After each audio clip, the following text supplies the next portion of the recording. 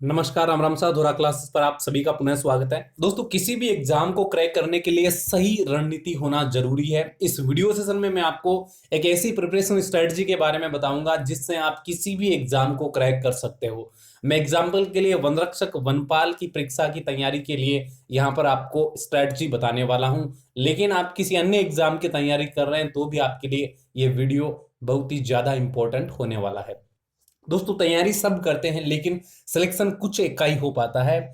इसके पीछे सबसे बड़ी वजह होती है प्रिपरेशन स्ट्रेटजी, तैयारी करने की सही रणनीति। जो सही रणनीति के साथ में स्टडी करते हैं उन्हीं का सिलेक्शन होता है। मैंने पिछले वीडियो सेशन में आपको कंपटीशन का खेल समझाया था कि कंपटीशन आखिर होता क्या है। इस वीडियो सेशन में मैं आपको ये स्ट्रेटजी बताने वाला हूं, तो जरूर ध्यान से वीडियो को देखिएगा, पूरा समझिएगा। कुछ बातें हो सकता है आपको बोरिंग लगे, बेसिक लगे, लेकिन बहुत सारी ऐसी इंपॉर्टेंट बातें मैं आपको बताऊंगा जो आपको अब तक नहीं पता होगी, और इन बातों से आपको 100% बेनिफिट मिलेगा। तो चलिए शुरू करते हैं आज का वीडियो सेशन। सबसे पहला पॉइंट होता है कि तैयारी करने के लिए समय कितना देना है रोजाना। देखिए, अगर आपका 4 से 6 महीने के भीतर एग्जाम है, 4 से 6 महीने के भीतर आपका एग्जाम है, तो कम से कम आपको 7 से 8 घंटे रोजाना स्टडी करनी है। 7 से 8 घंटे आपको रोजाना स्टडी करनी है। अब देखिए कैसे आपको ये टाइम मैनेज करना है, किस तरह से टाइम मैनेज करना है, किस तरह से अपना शेड्यूल प्रिपेयर करना है। देखिए, आपके पास में, किसी के भी पास में 24 घंटे का समय होता है, ठीक है। 24 घंटे में से आपको सोना कितना है? 8 घंटे। अगर 8 घंटे आप मस्ती वाली नींद लेते हैं, कोई समस्या नहीं है, आपके पास में 16 घंटे बच जाते हैं। 16 घंटे में से 3 घंटे हम निकाल देते हैं सुबह, दोपहर, शाम के खाने में, ठीक है। कुछ लोग खुद से खाना बनाते हैं तो मैंने 3 घंटे लिए हैं, ठीक है। आप यहां पर भी टाइम बचा सकते हो। अगर ये 3 घंटे हम निकाल दे तो भी आपके पास में 13 घंटे का समय बचता है, ठीक है। 13 घंटे के समय में से नहाना धोना, क्रीम पाउडर लगाना, ठीक है, 3 घंटे उसमें निकाल देते हैं, ठीक है। 10 घंटे आपके पास में बच जाएंगे, ठीक है। इसके बाद में अगर हम लें तो मोबाइल आपका, व्हाट्सएप, फेसबुक, इंस्टाग्राम, इसके लिए 2 घंटे आप निकाल दो तो आपके पास में 8 घंटे का समय आसानी से, आराम से निकल जाता है। बहुत सारे लोग ऐसे कहते हैं कि व्हाट्सएप, फेसबुक, इंस्टाग्राम यूज मत करो, इंटरनेट यूज मत करो, स्मार्टफोन को परमानेंटली स्विच ऑफ कर दो तैयारी करनी है तो। लेकिन ऐसा पॉसिबल नहीं है। जमाने के साथ में चलना पड़ता है और वो जरूरी भी है। बहुत सारी चीजें हमें फेसबुक के माध्यम से, इंस्टाग्राम के माध्यम से या व्हाट्सएप के माध्यम से पता चलती है। हम नोट्स भी कलेक्ट करते हैं, ठीक है, करंट अफेयर के क्वेश्चन भी हम लेते हैं। तो ये चीजें होनी जरूरी है। तैयारी के साथ में इंटरटेनमेंट होना जरूरी है। कुछ लोग फिजिकली गेम खेलते हैं तो वो भी जरूरी है। तो यहाँ पर आप मोबाइल का यूज करो, चाहे आप फिजिकल गेम खेलो, आप 2 घंटे का समय ले सकते हो अपने खुद के इंटरटेनमेंट के लिए, अपने खुद के लिए, ठीक है। ये भी आप निकाल दो। अब आपके पास में 8 घंटे का समय बचता है, ठीक है। तो मैंने आपको कहा 7 से 8 घंटे आपको कम से कम तैयारी को देने हैं, ठीक है। और ये जरूरी है, आज का जमाना कंपटीशन का है। इतनी तैयारी नहीं करोगे तो सिलेबस भी कवर नहीं कर पाओगे, रिवीजन भी नहीं कर पाओगे, टेस्ट सीरीज भी नहीं लगा पाओगे। तो ये तो आपका होना चाहिए तैयारी का समय। अब दोस्तों, दो चीजें और इंपॉर्टेंट है। बहुत सारे लोग पूछते रहते हैं कि सर, सेल्फ स्टडी जरूरी है या ऑनलाइन स्टडी, मतलब हम ऑनलाइन क्लासें ले, कोचिंग क्लासें ले, या फिर खुद से ही स्टडी करके एग्जाम को क्रैक कर सकते हैं। इसके पीछे बहुत सारे लॉजिक काम करते हैं। अगर आप नए हैं, आपने अभी अभी तैयारी शुरू की है, आपने कोई कोचिंग नहीं ज्वाइन किया, आपने कोई ऑनलाइन कोर्स नहीं लिया है, तो देखिए आपके लिए वो जरूरी बन जाता है, क्योंकि बहुत सारे डाउट्स होते हैं, बहुत सारे सवाल होते हैं जो कोचिंग क्लास में या ऑनलाइन क्लासेस में ही क्लियर हो पाते हैं। तो दोनों की अपनी अपनी इंपॉर्टेंस है, लेकिन सबसे ज्यादा इंपॉर्टेंस सेल्फ स्टडी की ही होती है। आप खुद से जो मेहनत करते हो वो सबसे ज्यादा इंपॉर्टेंट है। तो सेल्फ स्टडी को आपको 4 से 5 घंटे देना है। 4 से 5 घंटे आप सेल्फ स्टडी को दीजिए, 3 से 4 घंटे आप ऑनलाइन स्टडी को दीजिए। लेकिन ये भी स्ट्रेटजी के साथ में, ठीक है। क्यों आप ऑनलाइन क्लास ले रहे हो, इसके पीछे बिहाइंड द रीजन होना जरूरी है, कोई सॉलिड कारण होना जरूरी है। सेल्फ स्टडी आपको करना ही करना है, लेकिन ऑनलाइन क्लास आप किस पर्पज से ले रहे हो, उसका कारण क्या है, वो आपको पता होना जरूरी है।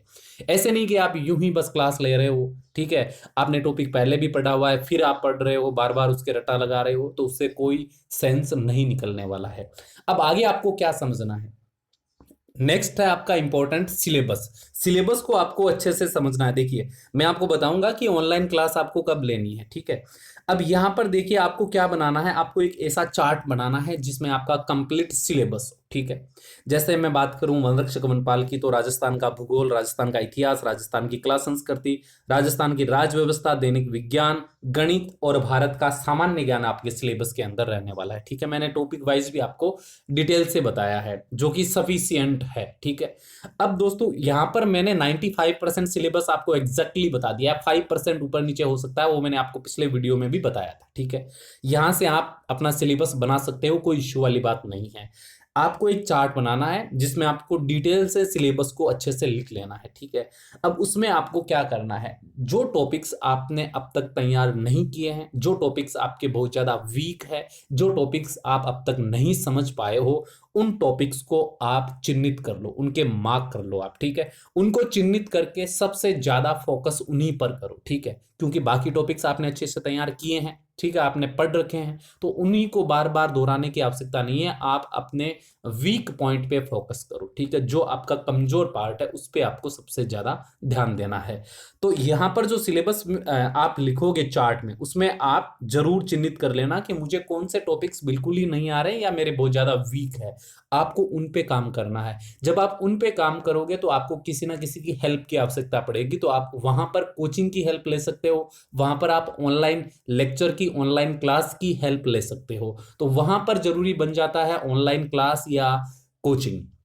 बाकी जो खुद से टॉपिक कर सकते हो वो आप खुद से करो, दूसरों की जरूरत नहीं है कि आप दूसरों की हेल्प लो। लेकिन रोजाना आप ऑनलाइन क्लास भी अटेंड करो, जो इंपॉर्टेंट क्लासें होती है, जैसे मॉक टेस्ट होते हैं, ठीक है, एमसीक्यू टाइप क्लास होती है जिसमें एकदम सही सिलेबस के अकॉर्डिंग आपको क्वेश्चन करवाए जाते हैं, वो आप क्लास लो। लेकिन उसका टाइम भी आप एक निर्धारित समय रखो, ठीक है, उसका टाइम भी आप फिक्स कर लो।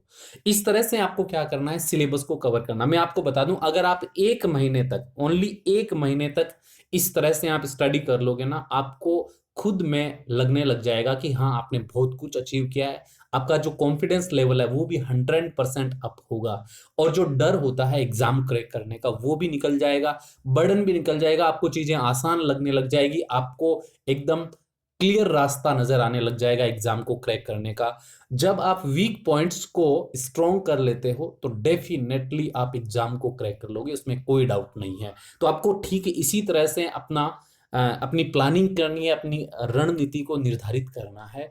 वनरक्षक वनपाल के लिए मैंने आपको एग्जाम्पल देकर चीजें समझाई है, क्योंकि मैंने पिछले वीडियो में वनरक्षक वनपाल के बारे में बताया था, तो उसमें बहुत सारे लोगों ने कमेंट किया था कि सर एक बार आप प्रिपरेशन स्ट्रेटजी का जल्दी से जल्दी वीडियो लेकर आओ, इसलिए मैंने एग्जाम्पल ये सेट किया है। बाकी आप किसी भी एग्जाम की तैयारी करो, चाहे राजस्थान पुलिस की करो, चाहे राजस्थान सुपरवाइजर की करो, या राजस्थान एलडीसी की करो, फिर आप एसएससी एमटीएस की करो, या किसी भी एग्जाम की XYZ आप तैयारी इसी तरह से करोगे तो डेफिनेटली आप सिलेक्शन ले लोगे।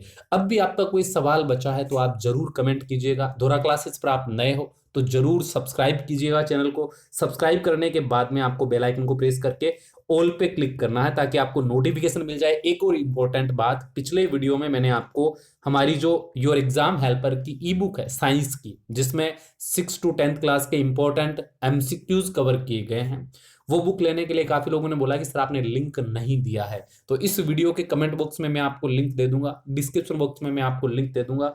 यहां से आप दैनिक साइंस की यानी सामान्य विज्ञान की तैयारी कर पाओगे।